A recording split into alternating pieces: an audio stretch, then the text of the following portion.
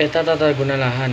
Dalam peta tata guna lahan terdapat informasi pembagian lahan beserta masing-masing fungsinya yang dibedakan dalam beberapa warna dan simbol. Peta tata guna lahan digunakan untuk mengetahui apakah lahan yang digunakan sesuai dengan peruntukannya. Dalam gambar tersebut, warna merah disimbolkan dengan penggunaan lahan sebagai pemukiman. Warna hijau saga digunakan sebagai sawah, warna kuning sebagai kebun, warna oranye digunakan sebagai ladang, dan warna hijau sebagai hutan. Peta jaringan transportasi darat. Dengan menginterpretasi simbol jalan pada peta dapat disimbolkan wilayah mana saja yang lebih mudah diakses dengan wilayah lainnya dengan transportasi darat. Warna merah pada peta adalah jalan pantura atau jalan nasional yang membentang dari Merak ke Banyuwangi. Warna oranye pada peta yakni jalan tol Ras Dawa yang dimulai dari jalan tol Tangerang, Merak sampai jalan tol Probolinggo, Banyuwangi. Peta jaringan transportasi laut. Dengan menginterpretasi simbol peta tersebut dapat disimbolkan bahwa wilayah mana saja yang menjadi target pembangunan utama di bidang transportasi laut di Indonesia dan kota apa saja yang merupakan pelabuhan utama dalam lalu lintas laut Indonesia. Dalam peta tersebut, simbol kotak warna merah yakni pelabuhan utama dari jalur tol laut yang dimulai dari pelabuhan Kuala Tanjung sampai dengan Tanjung Priok. Dari Tanjung Priok menuju Tanjung Perak, Makassar, Bitung sampai dengan Sorong yang dihubungkan dengan 24 pelabuhan utama. Kemudian, pelabuhan pengumpul disimbolkan dengan bulat biru.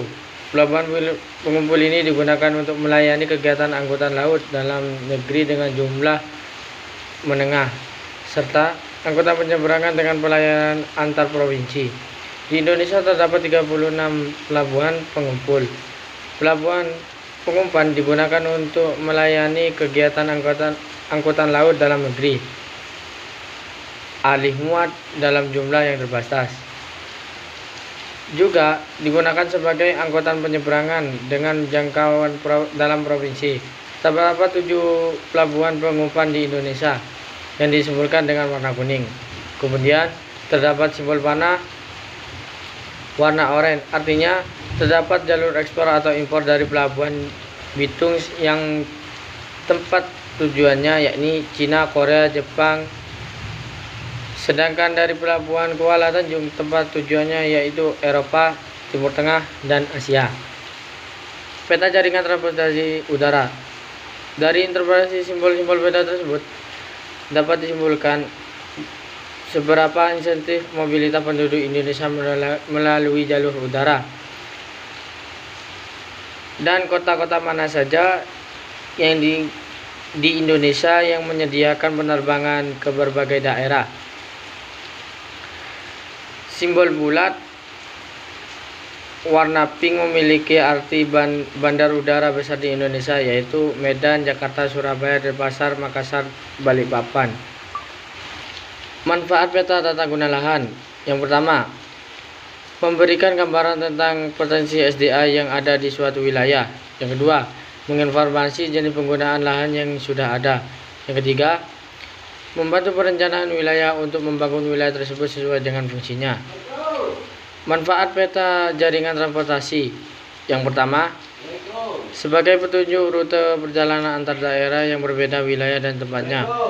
Yang kedua, mengetahui kondisi aksesibilitas dan jaringan jalan. Yang ketiga, meningkatkan kelancaran pelayanan transportasi dari berbagai tempat asal menuju berbagai pelosok wilayah. Yang keempat, untuk memetakan tingkat kemacetan, bentuk dan pola jaringan jalan, panjang dan lebar jalan, klarifikasi jenis jalan. Yang kelima, memetakan rancangan kebutuhan jaringan transportasi yang diperlukan oleh suatu daerah. Gambar foto penginderaan jauh atau visual. memiliki ciri-ciri spektral, yaitu objek cenderung berwarna gelap, yaitu hitam dan abu-abu, tetapi warna jalanan dan pemukiman lebih terang dari warna pepohonan, terdiri dari rona cerah dan rona gelap. Ciri-ciri spasialnya yaitu bentuk tol yang menonjol adalah lebih besar dari berada di ketinggian daripada pemukiman penduduknya. Bentuk jalan tol panjang menyerupai bentuk pemukiman persegi panjang. Letak pemukiman memanjang. Ciri-ciri temporal yaitu jalan tol dan pemukiman penduduk tampak lebih jelas dengan adanya bayangannya. Hal ini terjadi karena perekaman dilakukan pada siang hari. Gambar citra non-foto memiliki ciri spektral, yaitu terdiri dari rona gelap dan rona cerah. Ciri spasialnya yaitu memiliki pola yang tidak teratur. Pada warna yang terang cenderung memiliki ukuran luas daripada warna gelap. Ciri-ciri temporalnya yaitu terjadi perekaman ini pada April 2017 di New York. Langkah-langkah dalam pengolahan citra pengitaran jauh. Yang pertama yaitu pengolahan data. Langkah ini adalah langkah dasar yang penting karena proses yang dilakukan terkait dengan koreksi pada citra agar informasi pada citra tepat sasaran. Proses koreksi yang dilakukan yaitu koreksi geometrik, koreksi georeferensi, dan koreksi radiometrik. Yang kedua, peningkatkan kualitas citra. Proses ini bertujuan untuk melakukan reduksi diatorsi pada citra sehingga gambar yang terlihat lebih jelas dan tidak terrefleksi oleh unsur-unsur yang tidak diperlukan. Peningkatan kualitas citra ini dilakukan secara manual dengan cara reduksi citra, pembesaran citra, maupun penyesuaian warna dan kontras pada citra. Yang ketiga, transformasi citra. Merupakan proses pengolahan citra untuk mengubah piksel citra sesuai dengan pita spektrumnya. Proses ini digunakan untuk mendapatkan informasi tambahan dari citra. Yang keempat, klarifikasi citra.